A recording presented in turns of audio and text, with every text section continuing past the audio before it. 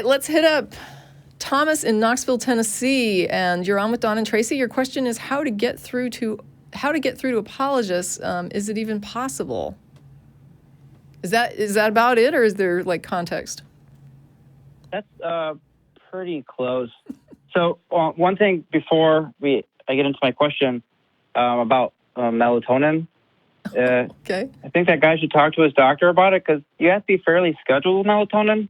I know a lot of people use it because it does knock you out really well. But it's weird. Yeah, you just have to be. It works for some folks. It doesn't work for others. Like I know some people who are like, I take it, it does nothing. I'm like, man, seriously? Because I'm just drooling in a chair like after 30 minutes. Same to me.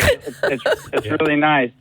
But I forgot. I think it was on the Skeptic's Guide to the Galaxy that they were talking about how it's not as safe as we think it is. So yeah, I've always heard that it was like it first came out to help people adjust to jet lag, right? Like that was when I first heard about it. Yeah. And it was about you take it for 3 days up to the point you're going to be going to the new location with the time zone, and then you quit, right? You're not supposed to keep.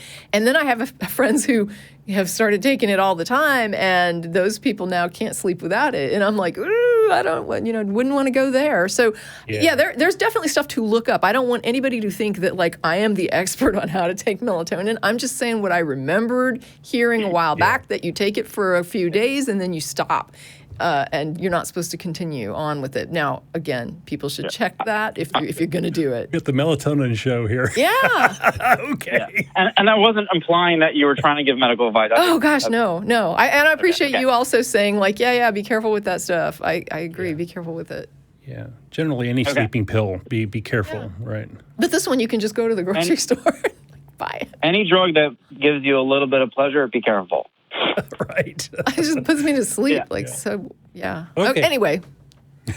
Back to your topic. So my question actually deals with, there's a few articles on I think it's called the Backlash Effect or the Backfire Effect. When you're exposed to information. Yeah. When you're exposed to information that's like counter to your view, sometimes you dig in and get more into your view. Right. Yeah, I think it was done with some articles. Yeah. And that's scary. Basically, what they said is that it's kind of tenuous. A lot of people do like to accept new information, depending on the subject matter and how emotionally invested they are in it. But again, this new information they receive, if it's not within their narrative, they often forget this new information quickly. Yeah. And one of the conclusions was when you want to change someone's mind is to fit this new evidence into, basically don't disturb their narrative too much. Right. Put a little bacon around it. I am wrap it in bacon. That's going to be a thing now. I couldn't resist. It's okay. No. I mean, it's a serious problem, right? Because how do you get through to folks that have dug in, and there are these various effects where they will ignore you, or sometimes if you try to discount a lie, you'll end up reinforcing the lie. These sorts of things, and there are some real communication challenges here, right? Yes, from a communication standpoint, how people process information is extremely complex sometimes, right? And I mean, when you realize, like for example, when I was studying the journalism aspect about retractions, right? When you publish big headlines and then you print your little retraction, people are more likely to remember the initial news than the fact that you retracted it, right? So. Right.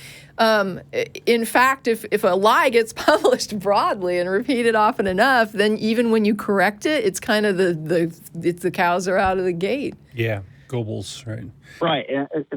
It's really frustrating, and I'm a graduate student right now, and evidence is really, really important to me. I think that's the most clear-cut way to investigate anything. Stack up the data. How well is the data? How did the data get there? Then look at it. Boom. I make my decision. And so it's hard for me to use this technique at all. And I was wondering if you guys could come up with an example of how one would skew the narrative in an anti-apologetics argument. Well, a couple things come to mind. I know that there are some folks that are very concerned about the environment, that are trying to pitch their message in such a way that it's appealing to kind of the religious narrative of care for the earth and these sorts of things. And so, understanding your audience is always a good idea, right? It's always the way to help get your message across. Let's see. So kind of like fire with fire type of thing? Well, no, more of talk their language and use their sort of touch points and their symbols. Another way to get through is humor sometimes, because people will have their defenses down. What else, Tracie? No, I was thinking in terms of what you were just saying about, weaving it into the narrative, right? So we had a caller one time who called that wanted to talk about his father, who believed in faith healing, and his dad got gravely ill and would not go to a doctor because he believed in faith healing. And they were able to get somebody that was religious who believed in doctors to come in and sort of consult with their dad and have a few, discussions with their dad, and ultimately their dad went to a doctor, right? So it didn't come from somebody saying this is a bunch of bunk and you need to put this away because it's damaging you and it's a dangerous belief and it's going to kill you. Basically, what they did is they got somebody else who's like, hey, I believe in God too, and I believe, in Jesus, and but I think you're maybe misunderstanding some of the scripture, and that was enough to shift that part of their belief system to just another tick over to the less harmful side, right? Just shifted it a little less harmful. And so sometimes that I always think of as an example of somebody utilizing that sort of method. Yeah, and maybe the lesson there is it's very difficult to change somebody's mind all the way, right? Often it's a little nudge that really what matters, or planting a seed of doubt, or these sorts of things that may germinate over many years. Yeah. So keep your expectations realistic in these sorts of conversations. I definitely can remember very low. specific conversations I had with people who made me stop and think about a thing and reconsider how I viewed it, or problem or an issue with how I was looking at the Bible. Reminded me of things sometimes that I already knew. Right, like stuff I had learned in school that I actually accepted as true, that they would point out to me and say, no, this is the explanation for that, not what you're saying. And I was just like, whoa, why didn't I remember that? Like, I remember that. I studied that in school, and yeah, that's true. And so there were conversations like that. Like Don is saying, it took a long time for me to finally hit atheism, but there were these little shifts in paradigm that were brought to me by different people who just made different points that were valid, that made me sort of shift my view. Yeah. That kind of brings me to the second point, because, it is this, like you said, multiple little steps towards one particular decision or goal or changing of one's mind. And then I also listen to Unbelievable sometimes. You guys know that podcast? That Christian podcast? I'm not familiar with it, no. I think Matt was on it once. Oh, okay. Basically, the guy was his name is Justin, and he talks to scholars from all over the world. He has Steven Pinker, Stephen Fry, Matt Dillahunty, Daniel Dennett, all these other scholars, and also scholars from the Christian side. Mm-hmm. And he sees all these contradictions or different viewpoints of why the believers believe it to be true. Not all of them align with one another. And then you have all these viewpoints of the non-believers believing why it's not true, and they more or less align, yet he still remains a true believer. And that just boggles my mind. I was wondering if... Well, it's not necessarily the case that people are lying, right? They just have a way of viewing the world that has some internal consistency. And, sometimes it's a matter of pointing out the places where it's inconsistent or it doesn't match with reality, these sorts of things. These religions have been around a long time, and they sort of have built up anthropomorphizing a little bit, defense mechanisms, right, or rationalizations or apologetics, as you mentioned, to address certain questions that come up, right?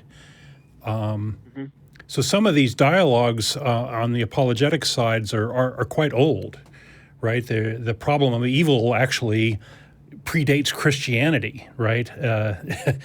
If there is an all-knowing, all-powerful, all-beneficent God, why is there evil, right? That question was posed ages ago, and there's counter-apologetics and apologetics related to that are quite old at this point. And so a lot of these things have been around a long time. What often is helpful with apologetics is maybe get off the script a bit, come at it from a new angle, or come at it from a way where they have to engage with you as far as what you're proposing, rather than have them just repeat the script that they've been given, because that's not going to lead to any learning. This is a really good point, because a lot of times that script includes a presumption that a God exists, right? So sometimes apologetics starts out with a God exists, and God is... So they'll start with God has caused the universe, or God has written the Bible, or God raised Jesus from the dead, and they'll start working from there. But I like to use the phrase, things that do not exist cannot be the cause of other things. So a lot of times when they're starting an apologetic argument, they're kind of giving themselves already that a God exists, because they haven't actually demonstrated that there is that cause, which must exist for the cause to be responsible for anything. And so when you start backing it up like that, a lot of times people, and I'm not saying like it's a trick to throw people off. I'm saying that you actually have to establish it. If I'm going to start making up like all these things that God is doing, and I'm never going to, and I'm using that as sort of a distraction to keep people from actually looking at whether or not there is an existent God to be the cause of all these things, then you're already sort of in this quagmire where you've given up that there's a God, right? Right. So they have to demonstrate that a God exists. If they're going to say that God is causing things, any apologetic that starts with God caused this needs to be able to then go back and say, and how do we demonstrate that cause God exists or existed at the point that it caused this other thing? Because that is a necessary step. Otherwise, you just have a nifty hypothesis. Yeah, I never really looked at it like that, kind of go to the source of their claim before I just start hacking away at why the Bible is awful. Yeah, because it's like no matter what they say about why, how they know God wrote the Bible or raised Jesus or created the universe, at the end of the day, when you get done with the entire thing, the question becomes, and if there isn't a God that exists or existed, then that is not the cause and your entire theory is wrong. So how do we go back and establish the cause is actually there to see if it's even possible that what you're saying is correct? That'll definitely get them off script. And it's not, and that's not even the goal, right? The goal is just, hey, we need to go back and we need to confirm this thing. Right. It's sort of playing by the ground. Because what an apologetic really tends to do is say, and here's why I think that a God exists. And it's like, great, how do you plan to confirm it? Yeah. Because I think God has to be responsible for this thing. Great, how do you plan to confirm it? Because if you don't, then you just have a nifty idea, and really there's no point believing it until we can actually confirm that this thing is doing all this nifty stuff you think it's doing.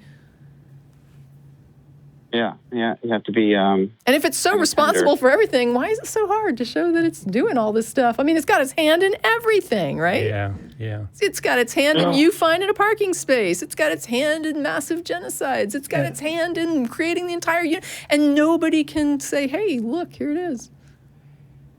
And at this point, I would